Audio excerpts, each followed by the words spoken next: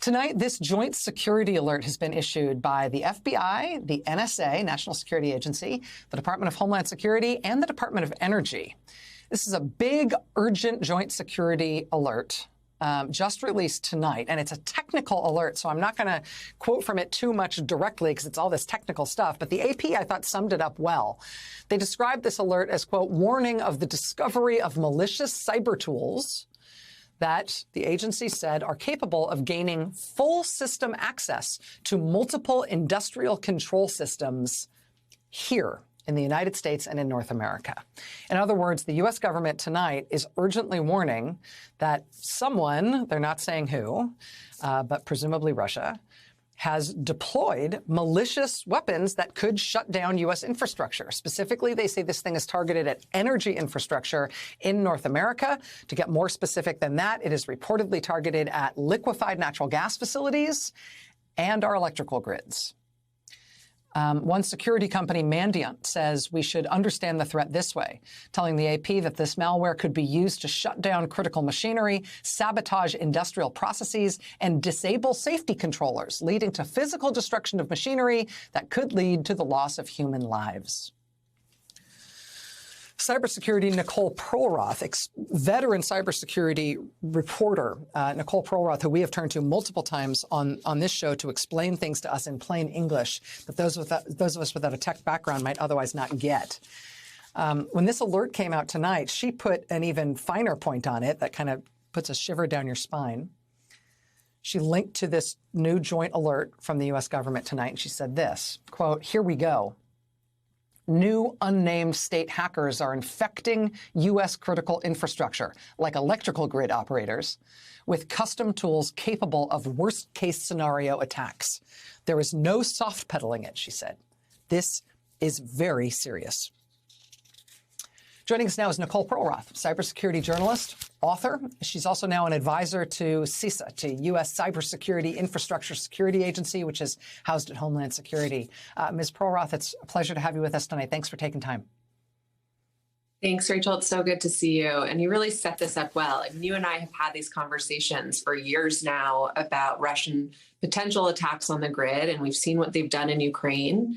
And the reason you and I know that we are in a heightened threat landscape right now is because we know they've had the access. We know that they have the capabilities to shut the power down. We've seen it in Ukraine.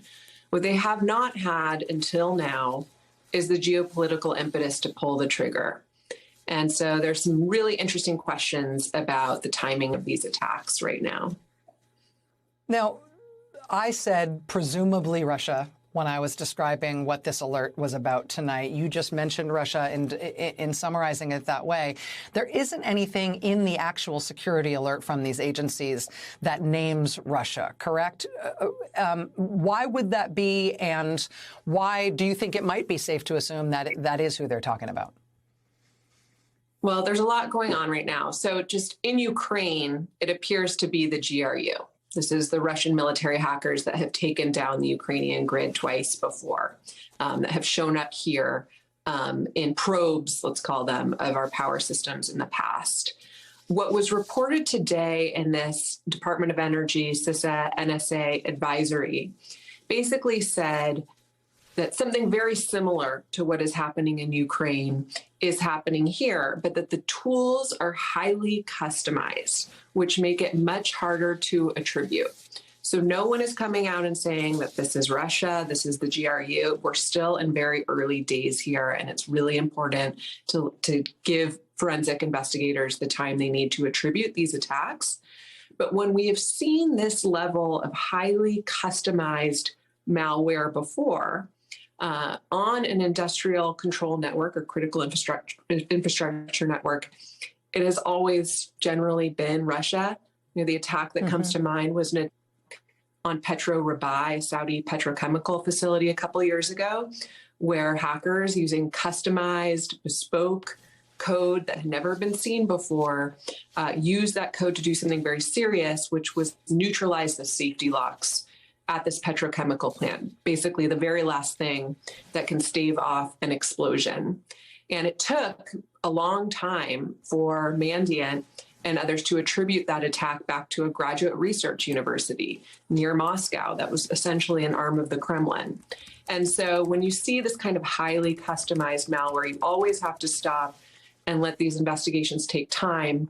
But given the situation we are in right now with the Russian invasion of Ukraine, with sanctions, I've just been saying that the more we tighten the screws on Russia, the more likely it is that at some point Putin will retaliate on the West. And one very likely method of retaliation is cyber attacks on our critical infrastructure. And Nicole, when this came out tonight, and I saw you writing about it online, you linked to the report itself. And I mean, this is a public-facing document, and it's you can download it from their website. It's not something that they're keeping secret or they're only giving to people who are in the know. And you writing about it on Twitter tonight, you said, read CISA's advisory in full and do everything they say now.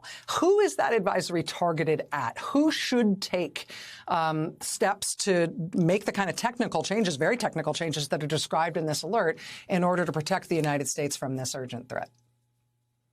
Well, I think the number one thing is that this is aimed towards the technical community, right? But it's also aimed towards senior leadership at these organizations. You need to empower your chief information security officer. You need to give them the money and the tools right now, more than ever, to log what is happening on their network, to hunt what is happening on their network, to flag any suspicious activity for CISA, because this is a very serious threat. These are attacks on electrical operations. They mention one company, Schneider Electric, in there, whose devices have been compromised in this attack. And those devices are used to control key aspects of the grid, of manufacturing, of automation, of pipelines.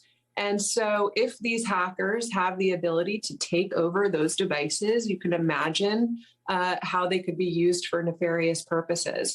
But the key thing is really read the CISA advisory if you are an executive or if you are in IT leadership at any of these critical infrastructure organizations. It's really, really important. Nicole Perlroth, cybersecurity journalist, author, now an advisor to CISA, the U.S. Cybersecurity Infrastructure Security Agency at Homeland Security. Nicole, thank you, as always, for your clarity on this. Couldn't do it without you. Really appreciate it. Thank you. And it's so good to see you back. So don't go Thank far. you.